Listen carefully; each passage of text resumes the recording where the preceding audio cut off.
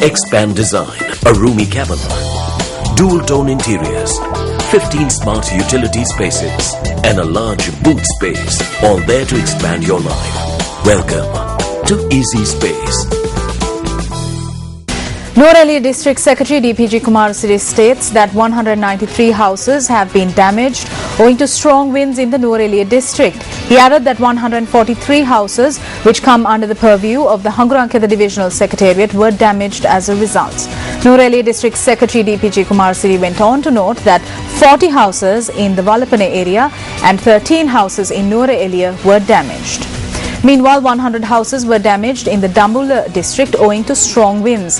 The Badulla Assistant Director for the Disaster Management Centre, ELM Uday Kumar, stated that the majority of the houses were damaged in the limits of Haldumulla Divisional Secretariat, with the number standing at 75.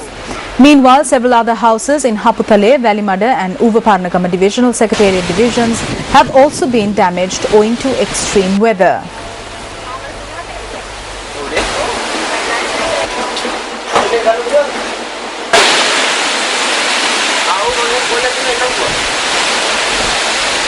Over